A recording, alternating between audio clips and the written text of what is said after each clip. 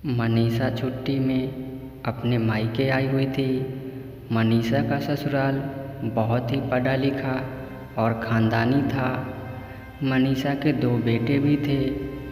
मनीषा जब से मायके आई हुई है तब से उसके पिताजी के घर जो भी रिश्तेदार आता उसके सामने ससुराल और जमाई राजा की तारीफ़ें के पुल बांधना शुरू कर देते।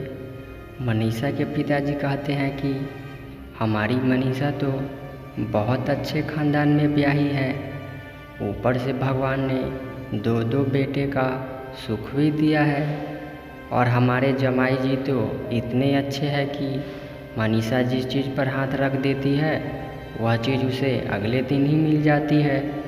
मनीषा उसे जैसे कहती है वह बिल्कुल वैसा ही करते हैं। कभी भी मनीषा ने अपनी ससुराल वालों की हमसे कोई शिकायत नहीं की और ना ही मनीषा के ससुराल में पैसे की कोई कमी है, क्योंकि हमारे तो बेटी जमाई दोनों मिलकर कमाते हैं। यह सब बातें वे अपने घर पर उनसे मिलने आए दोस्त को बता रहे थे और उन्हें बहुत गर्व हो रहा था यह सब बताते हुए। तब मनीषा के पापा के दोस्त ने कहा, सही कहा भाई जी, आजकल के समय में बेटी को इतना अच्छा घर मिलना किस्मत की बात है। बेटी अगर ससुराल में खुश हो तो माता पिता तो गंगा नहा लेते हैं। मैं तो यही कामना करता हूँ कि मनीषा हमेशा अपने ससुराल में खुश रहे। उधर दूसरी ओर अपने पिताजी द्वारा दोस्तों के सामने कही जाने वाली झूठी बातें मनीषा के सीने में चुभन पैदा करके उसे पीड़ा पहुंचा रही थी, क्योंकि उसको वही समझ सकती थी। क्योंकि मनीषा के माता पिता को अपने जमाई में कोई भी कमी नहीं दिखती थी, बल्कि वह अपनी बेटी के दुख को देखकर भी उसे अनदेखा कर देते थे।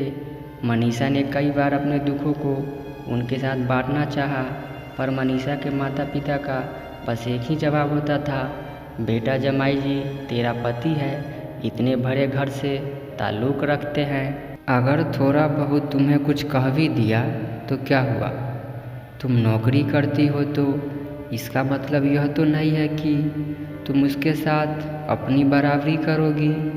तुम एक औरत हो, इसलिए तुम्हें अपनी आदमी से डरना पड़ेगा। इसलिए बेटी अपनी हद में रहा करो। तुम्हारी चुप्पी से दोनों घरों की इज्जत बनी रहेगी। फिर तुम्हारे छोटे भाई के बारे में सोचो, तुम स्वार्थी नहीं हो सकती हो। बार बार माता पिता की यह बात सुनकर मनीषा ने भी अपनी किस्मत को अपनी नियति मान लिया था और अब उसने भी चुप रहना सीख लिया था। अब वह अपने दुख किसी के साथ भी साझा नहीं करती थी और दुनिया को दिखाने के लिए उसने अपने चेहरे पर झूठी खुशी का नकाब भी ओढ़ लिया था। लेकिन आज भी उसकी आत्मा चीख चीख कर खुद से यही सवाल करती है कि इस दुनिया में कौन है जो उसकी दिल की आवाज़ को सुनेगा और उसे समझेगा। पर हमेशा उसके पास कोई जवाब नहीं आ पाता, इसलिए अब वह अपनी आत्मा का शोर भी मौन में परिवर्तित कर चुकी थी। दोस्तों, ये कहानी आप सबको कैसा लगा कृपया कमेंट में ज़रूर बताइएगा, और अगर आप लोग चैनल पर नए हैं तो चैनल को सब्सक्राइब जरूर कीजिएगा और नई वीडियो के नोटिफिकेशन के लिए बेल आइकन को दबाना बिल्कुल ना भूलें। धन्यवाद।